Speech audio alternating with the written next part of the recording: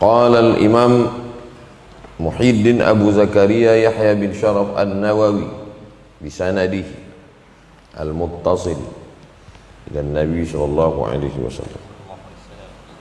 Imam Muhyiddin Abu Zakaria Yahya bin Sharaf An-Nawawi dengan sanadnya berkata dalam kitab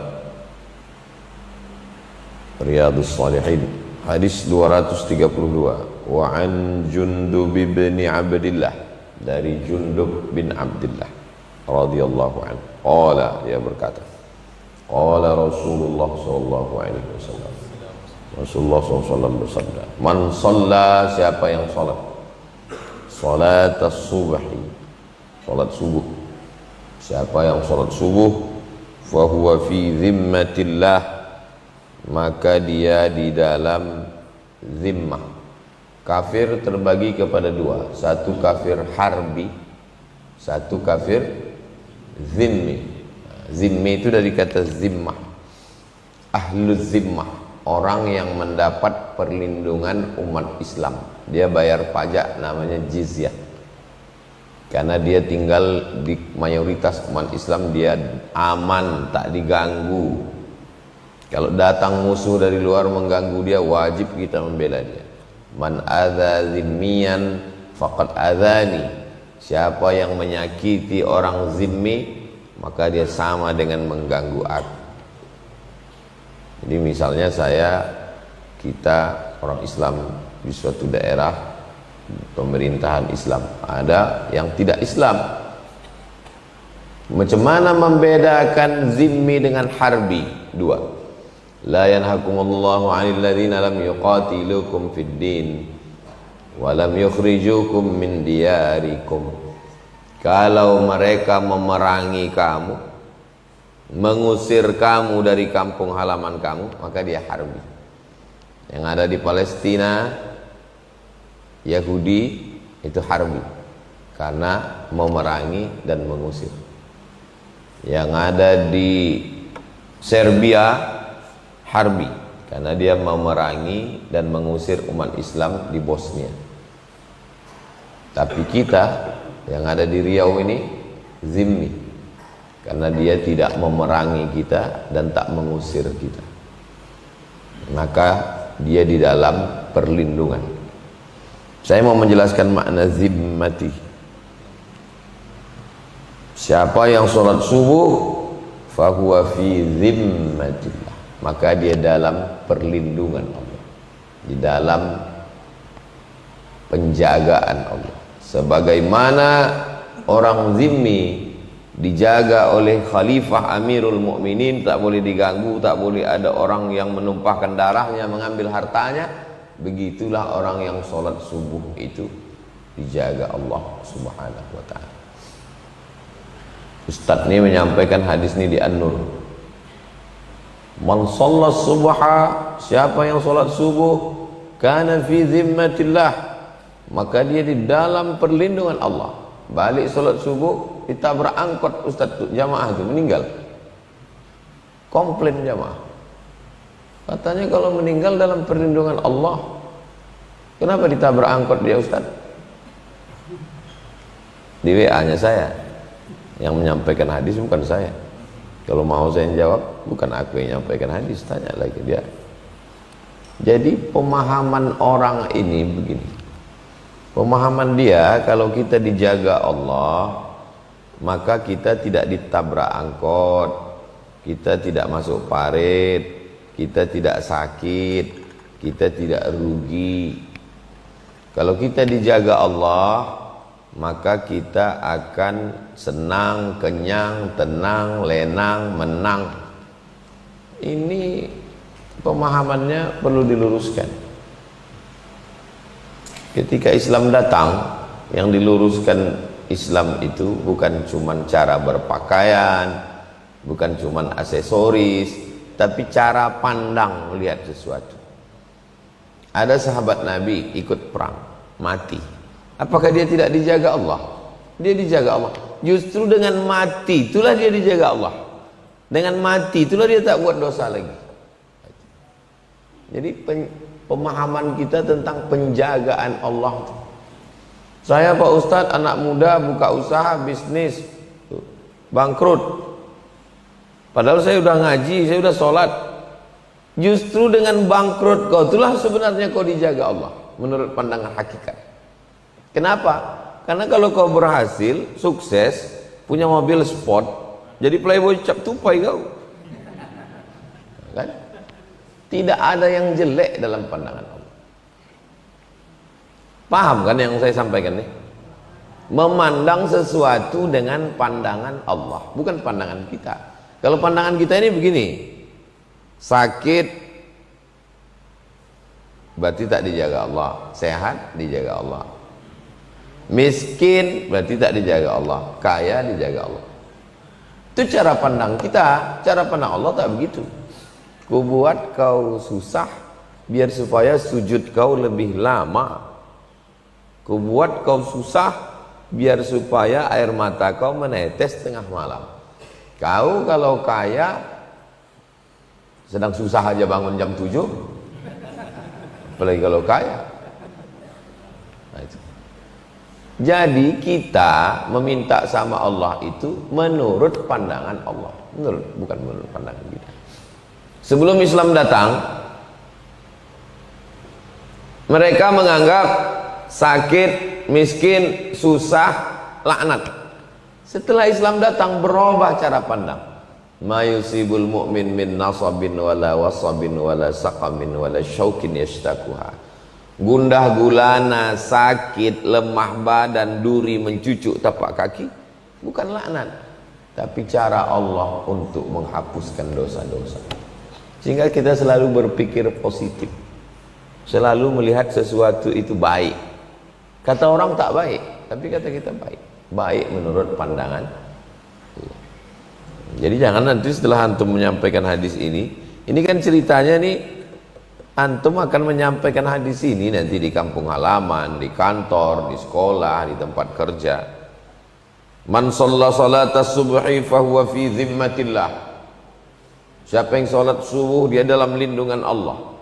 Dari mulai pagi keluar dari masjid selop hilang, helm kena hujan, kena tilang, sampai di kantor kena marah. Dibuka handphone, rupanya ada yang pakai handphone dipakainya untuk pinjaman online. Mananya pemeliharaan Allah? Itulah pemeliharaan Allah. Dibuatnya kau begitu supaya hati kau lebih khusyuk. Ada yang orang menurut prasangkamu sedang dijaga Allah, senang, tenang, kenyang, rupanya dia sedang kena istidraj. Memandang sesuatu baik atau buruk, bagaimana caranya? Kalau dengan itu kita lebih dekat kepada Allah, berarti baik. Kalau dengan itu jauh dari Allah, berarti buruk. Itunya itu, walaupun mengaji nih, kalau dengan mengajar ini saya dekat kepada Allah, berarti ngajar ini baik. Kalau dengan mengajar nih malah saya jauh dari Allah, oh, apa bisa dengan mengajar nih jauh dari Allah? Ya, masuk ke dalam masjid orang udah berdiri menyambut, lupa gitu dengan Allah. Disalami orang, cium tangan, lupa dengan Allah. Nah, itulah yang paling mengerikan. Ada orang beramal akhirat tapi sebenarnya mencari dunia. Ada orang beramal dunia, sebetulnya dia mencari akhirat. Yang paling mengerikan adalah orang beramal akhirat tapi mencari dunia. Mudah-mudahan kita selamat. Fala yatlubannakumullahu min zimmatihi bisyai'. Kalau sudah dalam lindungan Allah, maka Allah tidak menuntut apa-apa. Ustaz, tolonglah lindungi saya Pak Ustaz, saya dikejar-kejar musuh. Kau masuk ke rumah. Kalau udah dalam perlindungan saya, tak akan saya tuntut apa-apa. Akan saya jaga dan saya pelihara. Sedangkan berlindung ke RT, dilindungi RT. Minta perlindungan ke Kades, dilindungi Kades. Apalagi minta perlindungannya kepada Allah. Maka Allah tidak akan menuntut kamu sesuatu. Fa innahu man yatlubhu min zimmatihi bi syai'in yudrikhu. Siapa yang menuntut sesuatu yang sudah dilindungi Allah ini, datang orang mengganggu-ganggu dia, maka Allah yang akan menjatuhkan balasan dan hukuman. Kuserahkan diriku padamu ya Allah, lindungi aku. Kalau antum sudah berserah kepada Allah, Allah tak menuntut antum. Dan kalau ada orang mengganggu antum, Allah membalasnya. Inna a'tainakal kautsar fasalli li rabbika wanhar inna syani'aka huwa. Dari anta kok berubah jadi huwa. Inna a'tainaka, aku sudah memberikan engkau nikmat yang besar. Fasalli li rabbika, maka balaslah nikmatku itu dengan ibadah badan, solat, ibadah harta, wanhar. Mestinya ayat ketiga itu anta juga. Kuberi kau nikmat yang besar, balaslah nikmat ini dengan ibadah. Kalau ada orang mengganggumu, sabarlah. Mestinya begitu bunyi ayat itu. Tapi tak begitu bunyi ayatnya. Ku kasih kau nikmat yang besar, kau balas nikmatku ini dengan ibadah. Kalau ada yang mengganggumu, aku yang mengurus. Maka jangan minta sama Allah, ya Allah, dia sudah menggangguku, kalau bisa buat dia stroke agak 6 bulan. Kenapa kita pula mengajari Allah? Serahkan dia. Ya Allah, orang ini menggangguku, ku serahkan dia padamu. Pembalasan Allah tak terlintas di pikiran kita. Pembalasan Allah tak terlintas di pikiran kita. Ustaz kok tahu? Saya sudah mengalami beberapa kali. Saya serahkan sama Allah, pembalasannya tak terlintas di pikiran saya. Oh, begitu. Maka ketagihan saya. Setelah itu kalau ada orang ganggu-ganggu saya, ya Allah, orang ini kuserahkan pada Engkau. Dibalas Allah dengan pembalasan wala khatara ala qalbi bashar, tak terlintas di hati manusia.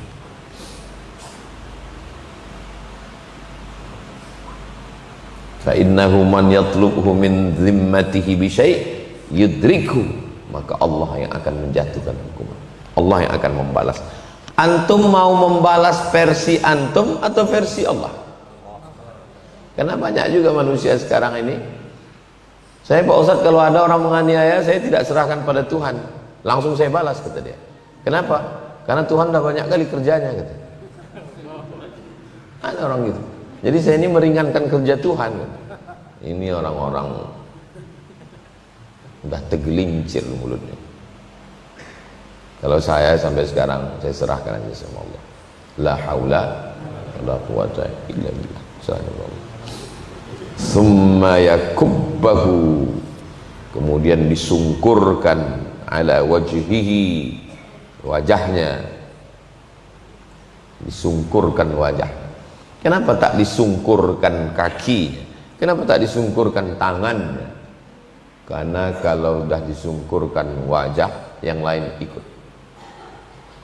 Kalau udah kepala dicelupkan ke dalam air, megap, tangan kaki ikut. Tapi kalau kaki dicelupkan, kepala belum tentu ikut. Maka kepala, wajah, kita ini suku nih, ada kepala suku kita, maka dia disebut huwa wajhul qaum, dia adalah wajah. Maka ini makna majaz, kata-kata yang tidak bisa dipahami secara hakiki.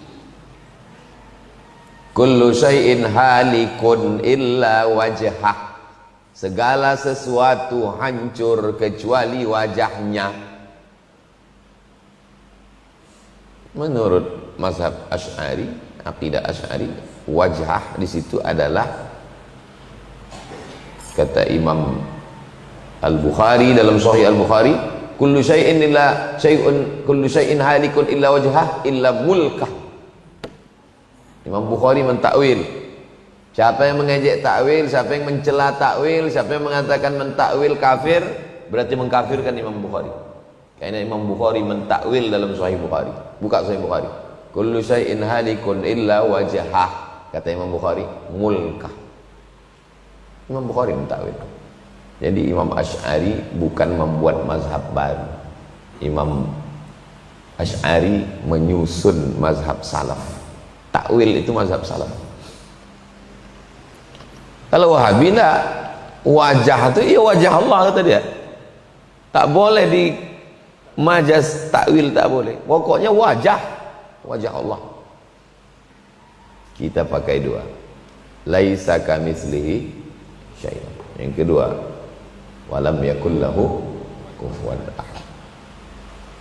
Itu maka bisa rusak akidah orang. Berdoa itu bayangnya wajah Allah. Wajah. Kita enggak. Makna wajah. Mazhab yang pertama tafwid, serahkan aja pada Allah. Wallahu a'lam bishawab. Yang kedua adalah maknanya adalah kekuasaan Allah. Segala kekuasaan raja-raja di atas dunia dibinasa kecuali satu, kekuasaan Allah. Itu makna disungkurkan wajahnya. Kalau sudah wajah yang dicelupkan, disungkurkan, maka hancurlah semua badan karena mengikut wajah. Dan kita ini memang wajah inilah. Siapa kita? Inilah cuma wajahnya. Sejengkal ke atas, sejengkal ke samping. Itulah kita.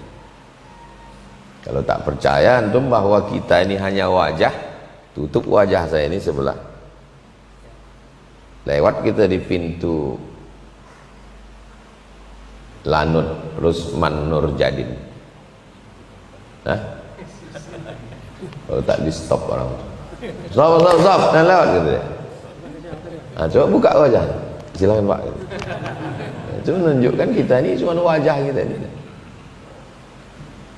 Scan wajah, scan biji mata. Apakah orang yang sudah dibalas Allah di dunia ini selesai? Belum. Mana dalilnya? Ini dalilnya. Fa innahu man yatlubhu min zimmatihi bi syai'in yudrikhu. Siapa yang mengganggu orang yang dalam perlindungan Allah, antum dah salat subuh, antum sekarang dalam perlindungan Allah. Ada orang mengganggu antum, maka yudrikhu, yudrikhu ya'khudhu, Allah akan menghukumnya. Terus selesai di dunia. Tsumma yakubbahu. Kemudian di akhirat nanti disungkurkan Allah Subhanahu wa taala ala wajhihi fi nari jahannam, di dalam neraka jahannam. Jadi kalau ada orang menyakiti antum, antum serahkan pada Allah dengan syarat antum sholat subuh. Kau kemarin gimana orang yang mengganggu kau itu? Udah kuserahkan pada Allah. Tak pernah aku tengok kau sholat subuh. Serahkan semua pada Allah. Sholat subuh. Kenapa tak sholat maghrib? Sholat subuh yang paling berat, melawan kantuk, melawan dingin, sanggup. Apalagi sholat maghrib. Jadi pengambilan hukumnya gitu. Jangan subuh aja. Itu maka disebut dengan biker subuhan. Apalah salahnya dibuat situ? Biker 5 waktu qobliyah dan ba'diyah. Kenapa mesti subuh? Karena bahasa itu ambil yang simple, yang singkat. Fala taqul lahuma uff.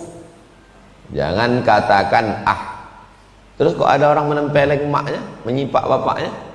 Kenapa kau tempeleng emak kau? Kenapa kau sipak bapakmu? Yang enggak boleh itu kan mengatakan ah Pak Ustaz. Kalau menempeleng boleh.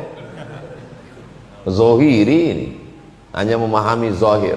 Memahaminya bukan begitu. Sedang mengatakan ah tak boleh. Apalagi mukul, mengusir, menuntut ke pengadilan. Dituntutnya emaknya, ayahnya ke pengadilan hanya karena mengambil sebatang pohon, lalu dituntut ke pengadilan. Pas ditanya kenapa kau tuntut, ya nggak boleh mengatakan ah, kalau dituntut boleh. Jadi banyak sekali perangkat untuk memahami ayat dan hadis Nabi itu. Tidak bisa dibaca terjemahnya, dipahami sendiri. Ada nahwu, ada sharaf, ada balaghah, ada ma'ani, ada bayan, ada mantik, ada usul fiqih. Barulah kita bisa menarik kesimpulan. Kata Imam Jalaluddin Abdurrahman As-Suyuti dalam Al-Itqan fi Ulumil Quran, 16 ilmu untuk memahami Al-Quran. Itulah maka dibaca itu di pondok-pondok untuk memahami teks. Apa paham maknanya, bukan sekedar tahu terjemahnya. Rawahu Muslimun. Hadis ini ada dalam kitab Muslim Ibn al-Hajjaj al-Qushairi an-Naisaburi, meninggal tahun 261 Hijrah.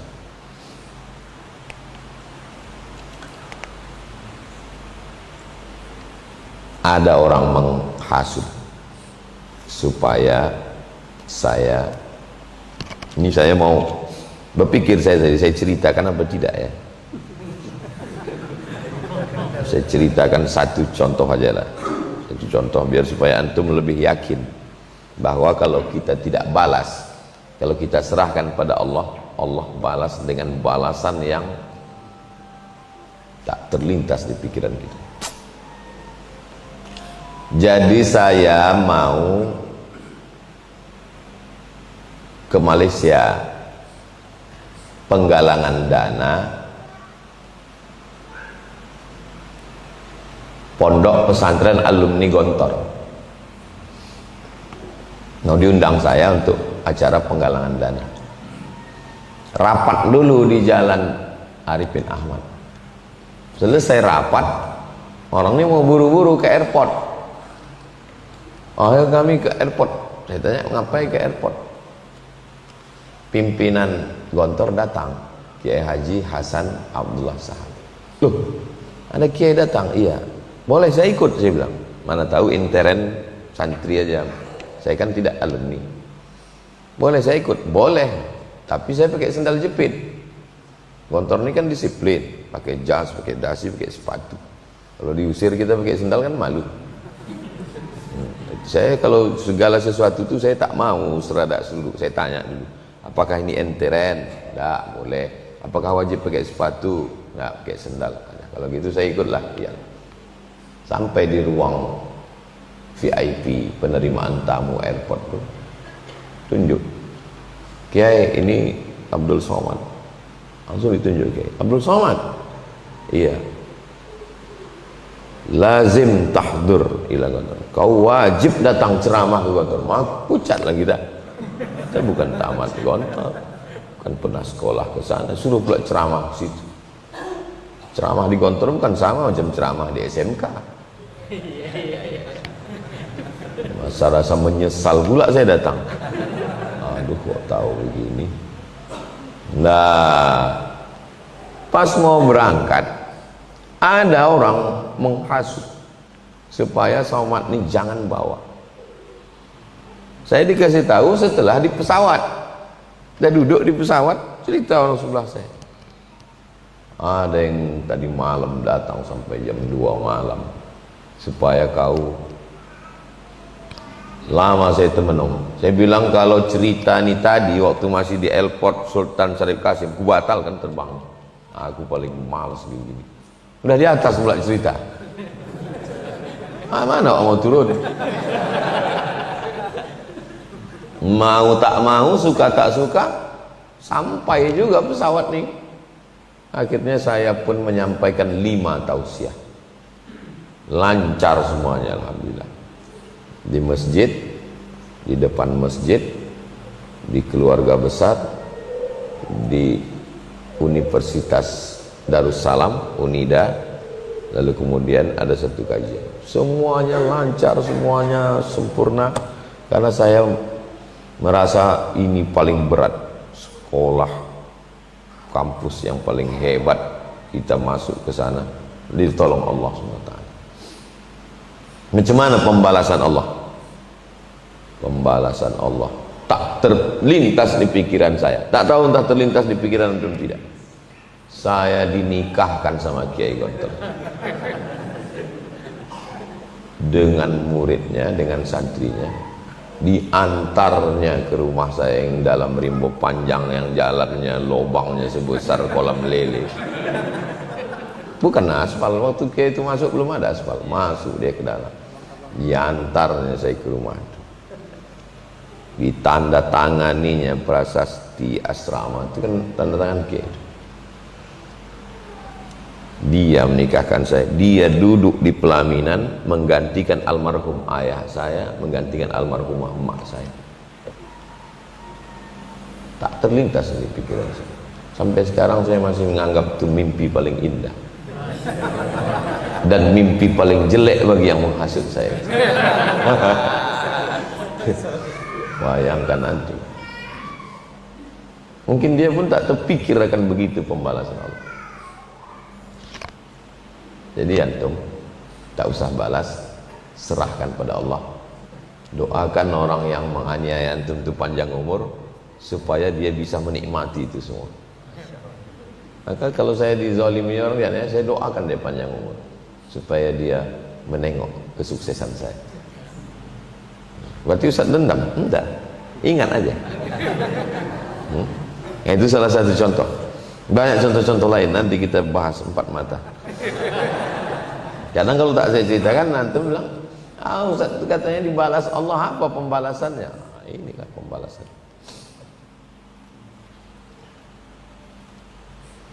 Ada lagi pembalasan. Saya mengurus surat izin, map saya itu tidak dibuka selama 1 bulan di atas meja. Ini map saya, tumpuk di atas. Map saya paling bawah. Saya tanya sama yang meletakkan, udah kau intip mapku? Sudah Pak. Di mana? Paling bawah. Tak dibuka-bukanya, tidak. Saking kan busuknya hati. Map saya dibuat paling bawah.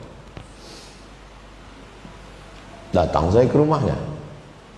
Gimana Pak map saya itu? Aku bilang, aku mau surat izin ini.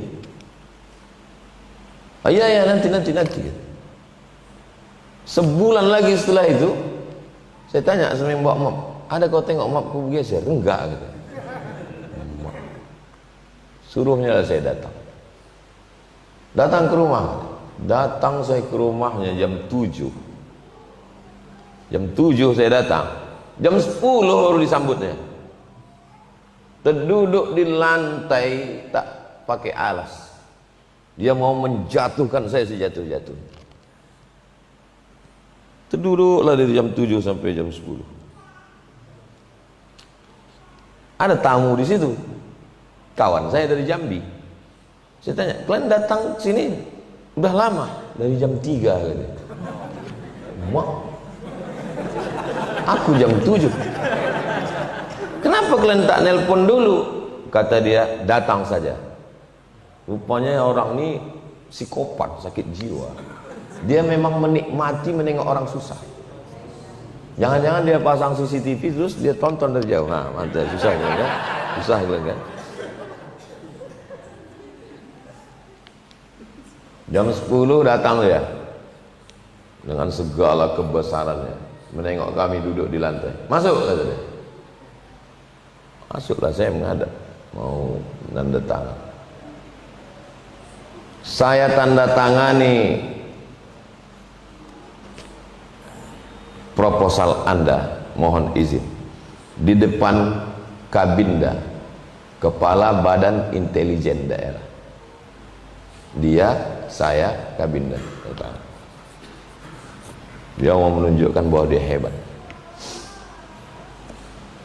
Selesai, hari berganti, musim berubah. Habis itu terjadi fitnah pilpres. Saya dituduh mengkampanyekan salah satu capres. Antum bisa tonton video saya itu dari awal sampai akhir, buat transkripnya, bawa ke pengacara. Tidak ada satupun kalimat yang keluar dari mulut saya itu mengajak masyarakat mencoblos dia, tak ada. Karena isi kalimatnya, kalau Bapak terpilih, jangan undang saya ke istana, jangan kasih saya jabatan. Tak ada ngajak orang. Kalau saya mau pakai hukum, menang saya. Tapi masalahnya kan bukan hukum, karena saya tak punya kekuasaan. Mau tak mau saya keluar dari PNS. Saya serahkan pada Allah. Saya pun lupa. sibuk ceramah ke sana kemari, ke sana kemari. Saya pun lupa. Datang kawan ngasih tahu, Mat, iya, dia sudah masuk gol. Datang saya menyampaikan khutbah di LP Sialang Buku. Dari mulai pintu ke tempat khotib itu orang berdiri menyambut saya. Saya di atas mimbar, dia duduk di bawah. Tak terpikir saya itu bagaimana Allah membalas. Dan sekarang masuk lagi vonis kedua, 9 tahun lagi. Tak terpikir. Saya pun sedih mendengarnya. Tapi cuman lah, bukan kemauan saya, kemauan Allah SWT. Cuman seru kan? Seru pembalasan Allah. Coba kalau saya datang mengamuk-ngamuk, datang saya mengamuk gitu, datang kau setan ini, direkam orang. Jejak digital itu menyakitkan guys. Saya tak ada saya ngamuk-ngamuk, tak ada saya marah-marah. Serahkan pada Allah. Inna syani'aka wal abtar, ayat Quran. Kalau hadis nabinya, fa innahu man yatlubhu min dhimmatihi bi syai'in yudrikhu, Allah sendiri. Thumma yakubbahu ala wajhihi fi nari jahannam. Hidup antum panjang, macam-macam nanti yang akan antum alami. Jadi nasihat ini insyaallah dalam ke hati antum. Kalau saya hanya bilang nanti dibalas Allah, antum yakin tapi setengah. Tapi kalau saya ceritakan seperti yang saya alami, oh rupanya Ustadz sudah mengalami. Kenapa Allah buat saya mengalami? Supaya lebih yakin saat menyampaikan. Kenapa Allah buat hidup saya hancur, kaca jatuh ke batu? Supaya waktu menyampaikan itu lebih yakin. Karena orang kalau hidupnya enak-enak, nyaman-nyaman aja, dia sendiri pun tak yakin, tak iya, tak tidak. Kalau saya yakin, saya tentang pembalasan Allah tuh yakin, saya yakin-yakinnya. Karena saya mengalami langsung, bukan dengar cerita orang. Tapi antum jangan antum minta itu. Jangan antum minta sama Allah, ya Allah biar aku yakin, kasih, jangan, tak sanggup.